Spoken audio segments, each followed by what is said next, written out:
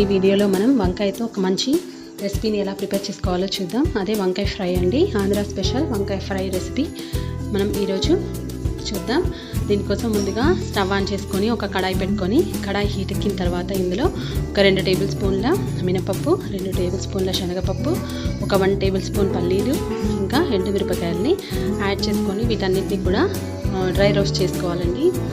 ఇక్కడ పల్లీలు ఆప్షనల్, మీకు కావాలంటే వేసుకోవచ్చు, లేదంటే స్కిప్ చేసేయచ్చు. సో వీటన్నిటిని కూడా మీడియం ఫ్లేమ్లో ఇలా దూరగా వేయించుకోండి.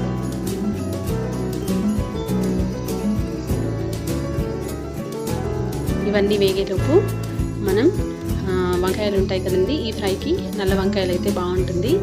సో నల్ల వంకాయని శుభ్రంగా కడిగేసి వాటిని ఒక 4 పీసెస్ లాగా ఇలా కట్ చేసుకొని ఉప్పు వాటర్లో వేసుకొని పక్కన పెట్టుకోవాలి. ఉప్పు నీళ్ళలో వేయడం వల్ల వంకాయలు కలర్ చేంజ్ అవ్వకుండా ఉంటుంది. తర్వాత ఇందులోనే మనం ఎండు కొబ్బరి ముక్కల్ని యాడ్ చేసుకోవాలి.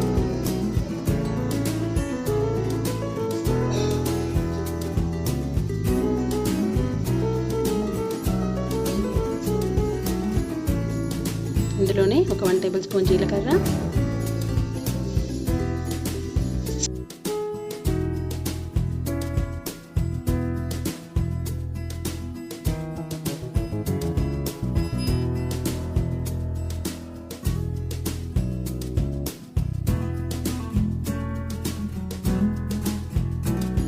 నువ్వుల్ని వేయడం వల్ల మనకి ఫ్రై అనేది మంచి కమ్మదనాన్ని ఇస్తుందండి.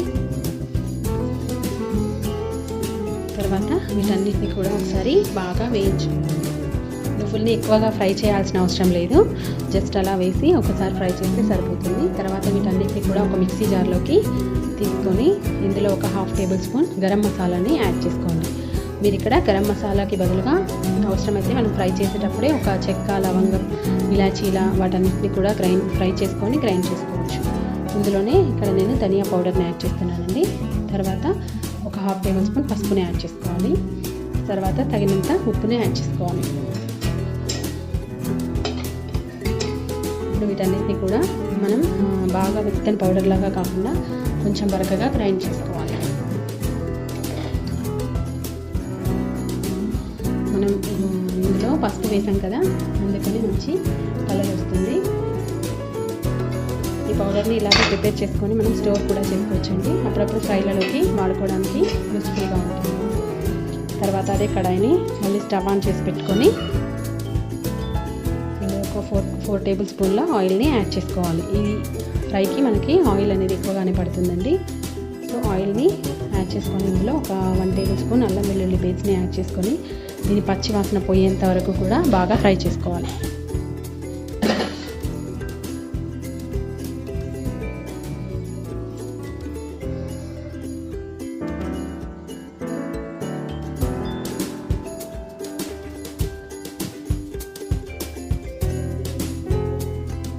ఇందులో ఇప్పుడు జీలకర్ర ఇంకా ఆవాలని యాడ్ చేసుకోవాలి.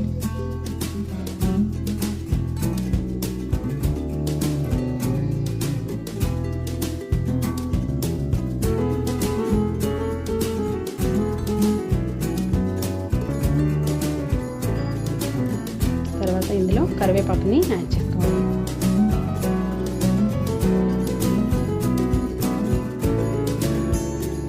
ఇవన్నీ కూడా ఫ్రై అయిపోయిన తర్వాత ఇందులో డైరెక్ట్గా మనం వంకాయ ముక్కల్ని యాడ్ చేసుకోవాలి.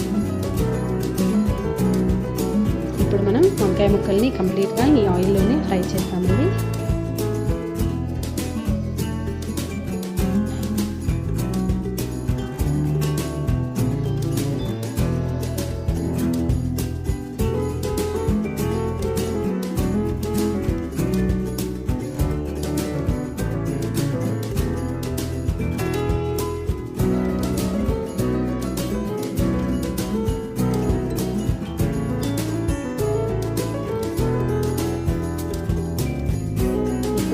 ఈ వంకాయల్ని ఈ ఆయిల్లోనే మగ్గనిద్దాం.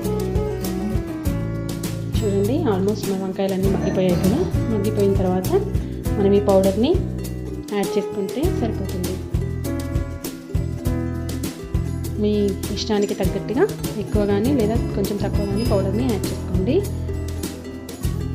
ఇవన్నీ ఆల్రెడీ మనం ఫ్రై చేసి పౌడర్ చేసాం కాబట్టి ఇవన్నీ కూడా బాగా ఫ్రై అవ్వాల్సిన అవసరం లేదు.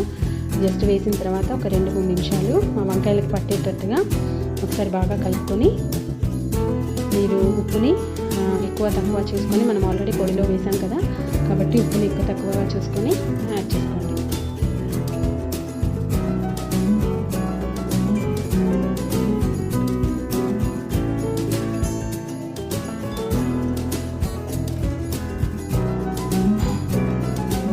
ఇప్పుడు ఒక 2-3 నిమిషాలు ఆ పొడి ఫ్లేవర్ అంతా కూడా వంకాయలకు పట్టేటట్టుగా ఉంచి చివరిలో మనం కొంచెం కొత్తిమీరతో గార్నిష్ చేసుకుంటే సరిపోతుంది.